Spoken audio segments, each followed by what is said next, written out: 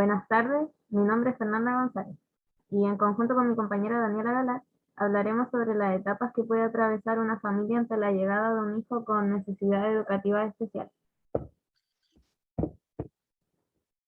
La siguiente presentación se divide en 4 puntos como podemos observar en la diapositiva, partiendo por las etapas más comunes que las familias suelen experimentar, seguida de las etapas de duelo, para luego relacionar y conectar toda la información expuesta en la presentación con un caso de un niño diagnosticado con déficit atencional e hiperactividad y cómo su familia lo afronta hasta el día de hoy, terminando así con una pequeña reflexión sobre los puestos. Ya, las etapas más comunes que las familias suelen experimentar ante la llegada de un hijo o hija con necesidades educativas especiales, discapacidad o retos múltiples son las siguientes. Está la conmoción, que es donde se suele cuestionar el porqué de la situación, deseando muchas veces que fuese la experiencia de alguien más, culpando a los profesionales y al diagnóstico en sí, sintiendo culpa, vergüenza, entre otras. Está la negación. En esta etapa se suele consultar a variados profesionales. Se hace uno tras otro con la esperanza de negar o cambiar el diagnóstico que presenta el niño, dudando en múltiples ocasiones de la veracidad que éste tiene. Está la tristeza. Aquí surgen sentimientos de nostalgia y en algunos casos sentimientos de ira, sintiendo que la crianza del hijo o hija es una obligación, siendo una especie de esclavo que debe atender las necesidades que pueda presentar. Sigue la aceptación, que la aceptación es la atención a los cuidados y a las necesidades que requiere, se emplean sin una carga emocional negativa, formando confianza y se genera un lazo ya de la familia con el niño. Está la reorganización. En esta etapa se acepta el diagnóstico en su totalidad, por lo que se ve reflejado en el apoyo y las tareas se distribuyen a modo de disposición y fines de avance. Poco a poco se van comunicando sentimientos y emociones que se puedan surgir, viéndose reflejada la funcionalidad de la familia en esta etapa. Bueno, veamos ahora las etapas de duelo, que estas son 5 etapas que pueden experimentar los padres en el ámbito emocional. La primera de ellas es la negación, en la cual esta se utiliza como una especie de mecanismo de defensa ante la situación en la que se está viviendo, con la finalidad de aminorar o evitar el daño. Esto es muy común que surja tras el diagnóstico. Luego viene la ira, en donde los sentimientos poco a poco van apareciendo y mezclándose entre sí, por lo que es muy común que se vea que los padres se enfadan con su entorno o inclusive con su propio hijo. Luego viene la negociación, que aquí es donde se comienza a asumir poco a poco la situación, aunque siguen en busca de respuestas. Por lo que de cierta manera se crea una realidad paralela de los padres con el fin de que les brinde cierto tipo de control a ellos.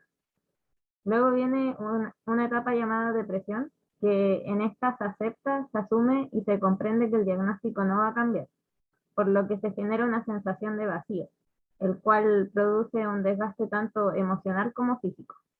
Y por último tenemos la aceptación, que esta etapa solo es posible llegar a ella una vez que ya experimentaron o han vivenciado todas las etapas anteriores mencionadas. Y aquí es donde se acepta en totalidad al hijo y se entiende que posee limitaciones, pero que es capaz de ello. La familia y las necesidades educativas especiales.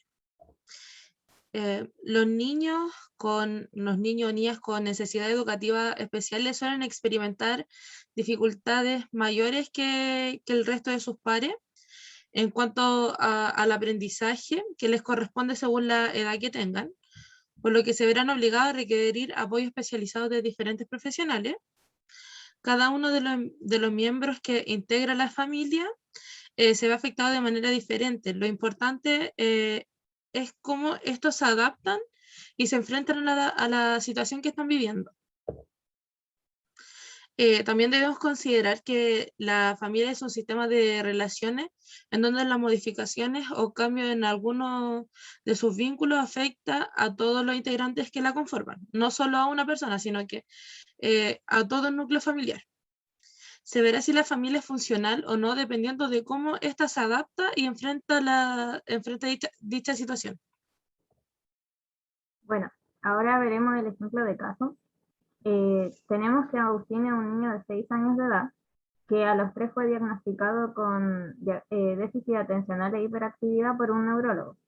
Actualmente este trabaja en sesiones con una terapeuta ocupacional en cuanto al manejo de la frustración e ira, con una psicóloga y con psiquiatra. Entrevistamos a sus papás en función de observar el proceso por el cual ellos pasaron y si estos lograron vivenciar o no las etapas que mencionamos anteriormente. Su madre bien nos relata que efectivamente se atravesó por cada una de las etapas, en donde muchas veces se sintió la frustración ante la situación y el cómo manejarla. Al principio sintieron cierta especie de negación, pero esto se dio debido a que el profesional en reiteradas ocasiones los hacía sentir como los culpables a ellos, sobre todo a la madre. Es por esto que decidieron acudir a otro, pero el diagnóstico seguía siendo el mismo, hasta el día de hoy, por lo que se evidencia de esta forma la etapa de la negación, en donde acudieron a variados profesionales en busca de un cambio del diagnóstico. También evidenciamos la conmoción cuando se nos indica que mucho tiempo se estuvieron cuestionando el porqué de que su hijo actuaba de esa manera y no como el resto. Asimismo, nos hicieron notar que la tristeza se sintió al no saber cómo manejar muy bien la situación ni cómo explicarle a los demás miembros de la familia. Actualmente ellos se encuentran en la etapa de la aceptación, demostrando ser una familia funcional, ya que acuden a todas sus sesiones correspondientes con su hijo, cumpliendo así cada rol establecido dentro de la familia y entendiendo también que su hijo posee ciertas necesidades que ellos deben satisfacer. También evidenciamos el proceso de una cierta reorganización familiar, en donde se entiende que en el ámbito económico ocurrieron ciertas modificaciones en cuanto a los gastos adicionales que pudieron surgir debido a la condición de su hijo, distribuyéndose así los cuidados o las tareas que debían emplear tanto con el hijo como dentro del hogar en general. Finalmente ellos nos hicieron notar que siguen sintiendo un agotamiento debido a todas las cosas que deben hacer día a día, pero que se encuentran muy felices y dispuestos a ayudar y apoyar en todo lo necesario a su hijo. Como reflexión, podríamos observar que ante la llegada de un hijo o hija con necesidades educativas especiales, discapacidad o un caso ya de retos múltiples, la familia atraviesa por distintas etapas como les mencionamos anteriormente, variando en cuanto a las reacciones que puedan surgir dependiendo del tipo de familia o de los miembros que la conforman, porque como les recordamos, que un niño tenga una condición diferente al resto no solo va a afectar al niño, sino que afecta a todo el círculo familiar que tenga a su lado. Todo esto repercute tanto en lo psicológico como en lo emocional, como también en las relaciones dentro del círculo familiar, pero lo importante siempre será que estos se adapten y afronten dichas situaciones en función de no generar una especie de desbalance en la familia, sino de poder salir adelante. Bueno, aquí podemos ver la bibliografía de donde sacamos toda la información respecto a las etapas que atraviesa la familia. Y eso es todo. Muchas gracias. Muchas gracias.